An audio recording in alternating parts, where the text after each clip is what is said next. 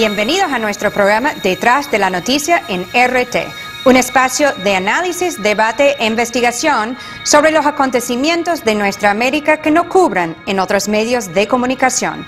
Comenzamos.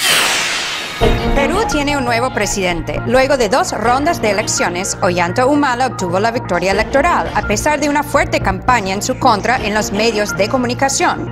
Presentado como candidato de la izquierda, Humala logró captar el apoyo también de sectores influyentes de la derecha peruana, lo cual le pone a muchos a preguntar, ¿cuáles serían las políticas de Humala? ¿Mantendrá el status quo político en el Perú?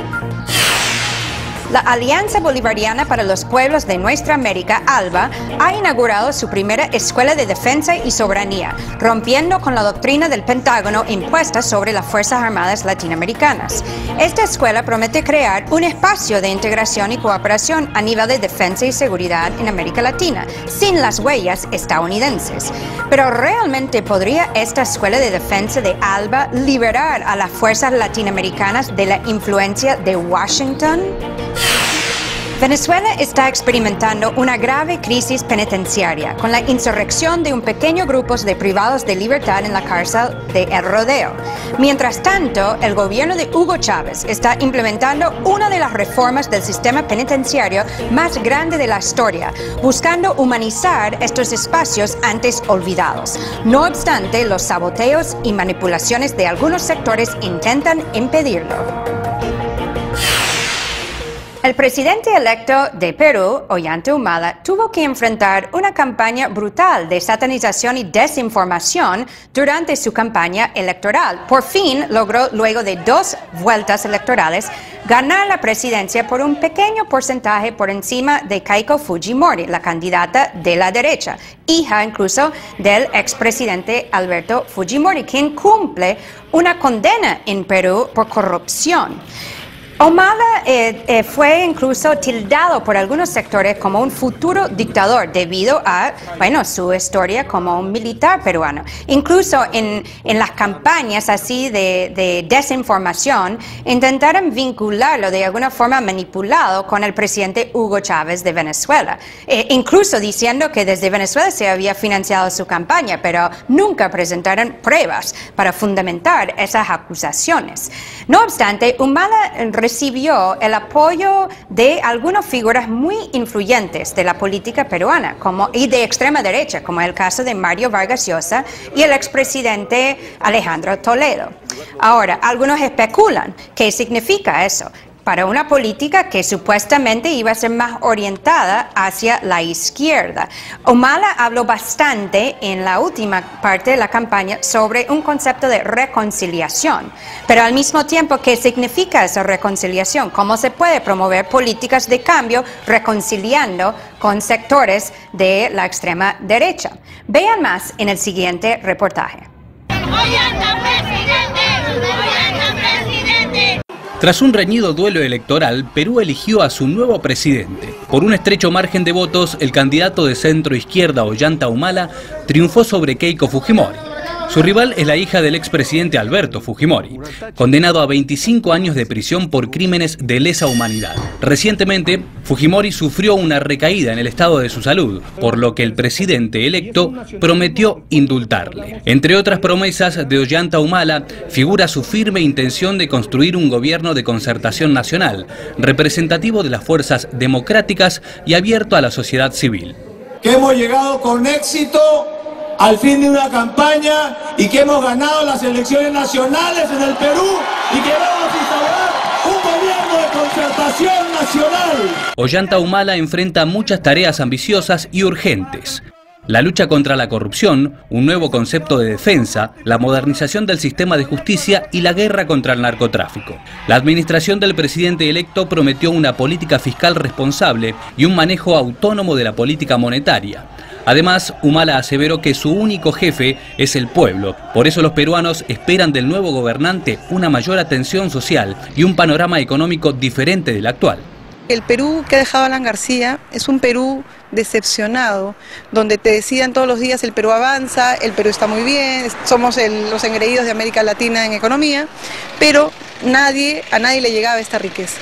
Muchos analistas confían en el exitoso desarrollo del país bajo la presidencia de Ollanta Humala, pero coinciden en que será un asunto espinoso para él lograr cumplir con las demandas de una amplia base social y política que traspasa las fronteras de una sola agrupación. Tiene un espectro político muy amplio que va desde sectores muy radicales de izquierda hasta esta derecha liberal más responsable, si se quiere. Entonces cubre un espacio ideológico demasiado grande. Eso, pues, para muchos puede ser un riesgo, un problema, una bomba de tiempo, pero también puede ser la oportunidad que él tenga de poder integrar y lograr este propósito de concertación. En cuanto al ámbito internacional, Ollanta Humala propuso afianzar las relaciones con Brasil, Chile y Estados Unidos. También afirmó que considera los procesos de integración sustanciales para América Latina, por lo que trabajará para fortalecer la organización UNASUR. Sin embargo, descartó integrar el bloque del ALBA, aunque antes daba señales de un acercamiento con su política. Vamos a conversar con Miguel Gutiérrez, periodista, que está con nosotros desde Lima, Perú. Gracias, Miguel, por estar aquí en Detrás de la Noticia.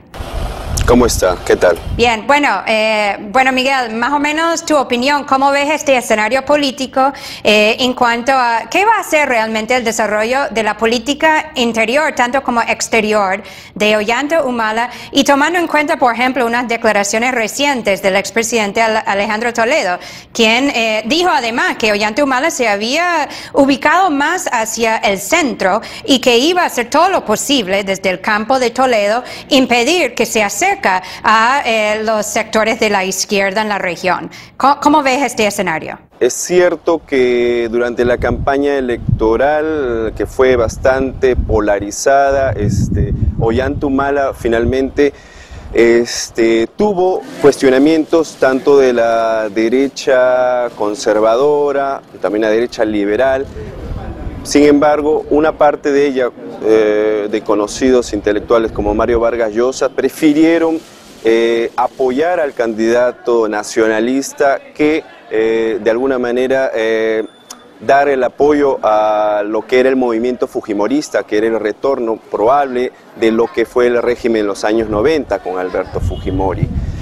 Ollanta Humala creo que ha sabido comprender de alguna manera y se ha visto de alguna manera obligado a colocarse en este centro izquierda, primero como una finalidad de poder alcanzar la victoria en las urnas, y ahora lo vemos en estas visitas que tiene por los países de América del Sur. Se está presentando como un presidente, por lo menos en el discurso, como un presidente que busca la integración tanto política como comercial.